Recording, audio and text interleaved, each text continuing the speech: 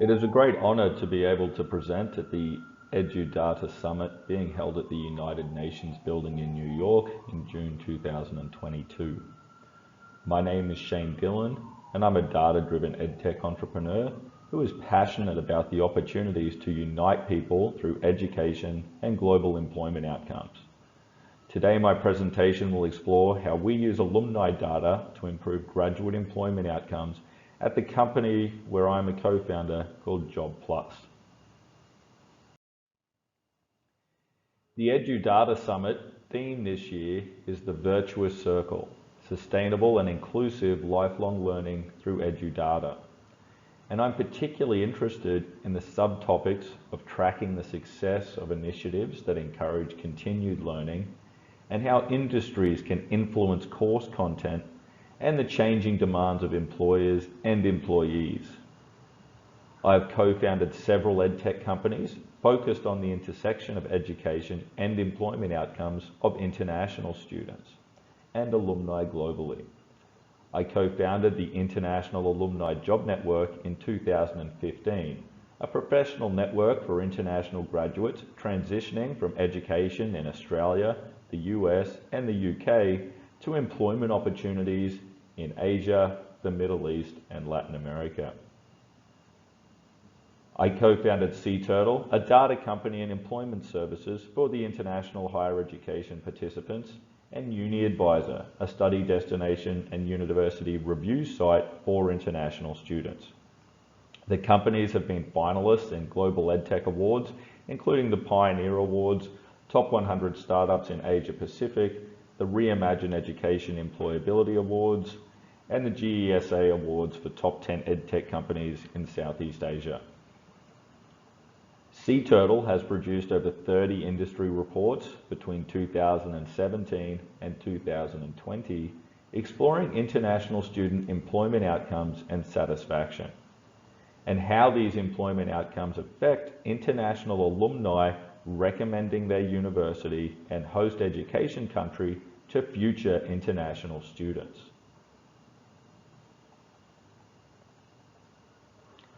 The reports were funded by industry stakeholders in Australia, and our work has been recognised with 2 formal letters of acknowledgement from the Office of the Honourable Dan Tehan, the Federal Minister for Education in Australia. Our latest employability platform, JobPlus, is a company that uses employment data from 1.5 million international alumni to introduce international graduates to over 350,000 local, regional, and global hiring managers and recruiters. I'm currently completing my PhD at the Bankwest Economic Centre at Curtin University in Australia, where I'm exploring the economic returns to international higher education participation and the role of world university rankings. Industry research from groups like QS and IDP, ApplyBoard, and Cturtle show the #1 reason students invest in a tertiary education is to improve their employment outcomes. This is even more true for the 6 million plus international students who annually invest over $300 billion to improve their employment prospects post-graduation. This is supported by the academic research by Tran and Boy, who state international graduate employability has become an issue of growing concern for not only international graduates and their families, but also host institutions and countries over the past decade. So how can we make good on the promises of education and help graduates achieve the employment outcomes promised by universities? For international students and their families, employability and employment outcomes are closely related to their professional aspirations and expectations of return on investment in overseas study. However, evidence on employment outcomes among international students is limited, as students overwhelmingly return home, with conservative estimates suggesting that 90% of international students do so after graduation or per-study work rights. A major problem facing international graduates is weak professional networks in the country where they studied and weak professional networks back in home countries due to the fact they are living abroad for study. How can graduates know which companies hire international graduates with an international education? And how do they get introductions to hiring managers at these companies? As our focus has been on improving international student employment outcomes, we put together the following key research questions. Could we construct a data set that can support international student employment outcomes? Could this data set be analysed to explore the employment outcomes of international alumni?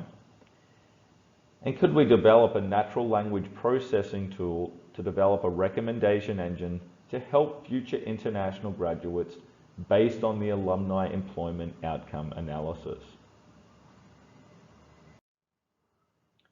In 2015, my co-founders and I started the International Alumni Job Network to help international students and fresh graduates to connect with experienced alumni as they transition from education abroad to employment back in home countries. We use this data in industry and academic research and in helping to improve graduate student recruitment and graduate employment outcomes. We were able to collect employment data on over 1.5 million international alumni, including their education and employment history of alumni up to 15 years after they graduated from university.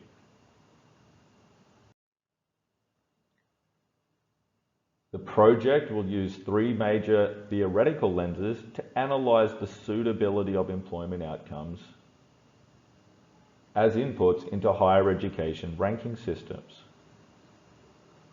The first theory we looked at was human capital theory, commencing with Becker in 1964, which provided us the framework for linking employment outcomes to education and experience, and ultimately a wide range of demographic and socio-economic factors. Harry's 2009 positioning theory was used to examine the interaction between graduates and employers in the context of graduates' progress in labour markets.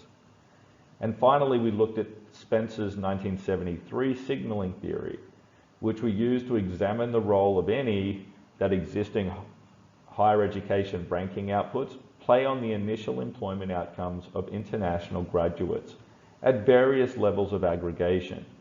For instance, the extent to which graduate outcomes are dependent on ranking systems of institutions they attended or the country of location of those institutions. Natural language processing is a fuzzy string matching algorithmic approach to matching partial or incomplete text with a given possible set of text. This technique is used in the construction of the International Student Employment Outcomes dataset to establish uniformity of the data by matching anonymized CV data with university name, course information, and with standardized occupation classifications. The resulting dataset will have a uniformity across fields of institution name, field of study, level of study, industry, and job title, and created a list of companies who have hired international graduates in the past on the uniformity of their nationality and field of study. Using this employment data, we created a recommendation engine whereby a graduate could create a profile, identifying their education and employment history. This profile is then compared with 1.5 million alumni to match their profile with similar profiles in the data set. The profile is then recommended to hiring managers at companies that have hired similar graduates in the past, and the platform facilitates this interaction between graduates and hiring managers, allowing them to communicate, be recommended, or invited to apply for jobs. If we look at the example of Nguyen, Kim was a Vietnamese international student who graduated from a university in Australia with a master's in data analytics. She spent several months applying for jobs online in Australia and in Vietnam, but didn't receive any job interviews. Kim could create a profile on JobPlus, sharing her top skills, education, work experience, and information on the industries and locations she is open to job opportunities. The platform then compares her profile with employment data from 1.5 million international alumni and identifies companies, hiring managers, and alumni that have hired someone with a similar profile in the previous 3 years. The platform can notify all matching hiring managers, recruiters, and alumni and shares Kim's profile with them. They are then able to contact her, recommend her to other companies, or invite her to apply to available jobs that match her requirements and her background. Kim had her profile viewed over 500 times in the first week and was invited by several hiring managers for an interview. Her profile was also liked and shared and engaged with alumni of her university. And ultimately, Kim was able to find a job through the platform. This sort of technology and use of alumni employment data is also applicable to domestic students. As globally, companies are struggling to connect with the right candidates from fresh graduates through to experienced alumni. Equally, graduates struggle to find employment opportunities and connections to hiring managers and recruiters. Through the use of alumni employment data, we have shown a successful recommendation engine can be created and that this can be applied both in an international student and a domestic student environment.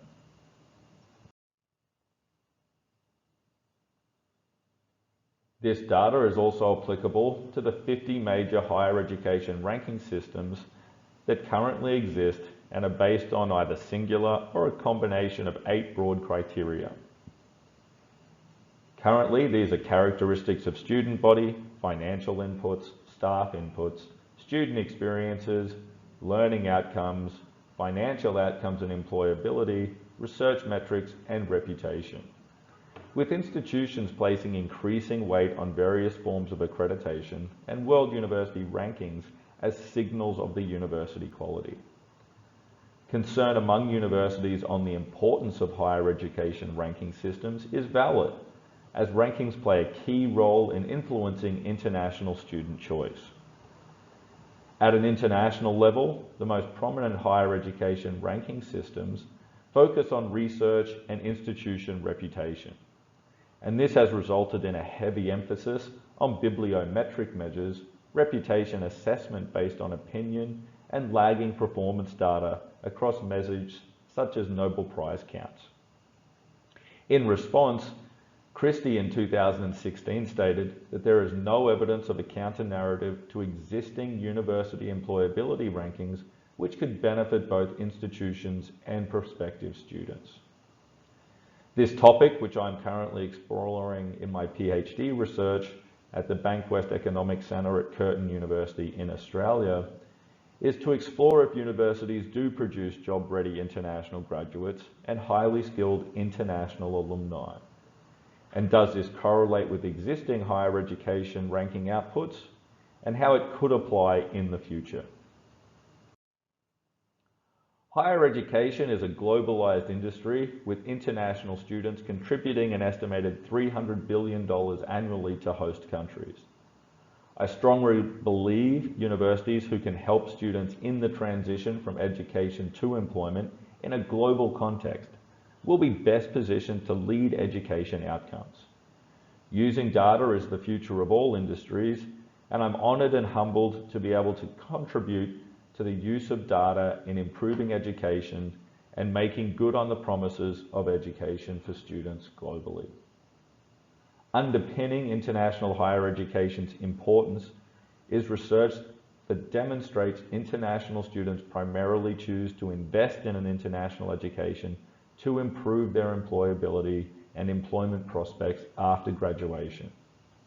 It makes sense that marketing material from universities to attract international students focus on the improved employment outcomes attainable through investment in international education. Our work will inform discussions and policy making in relation to international higher education and also improve the information sources students rely on when making decisions about relocating or higher education.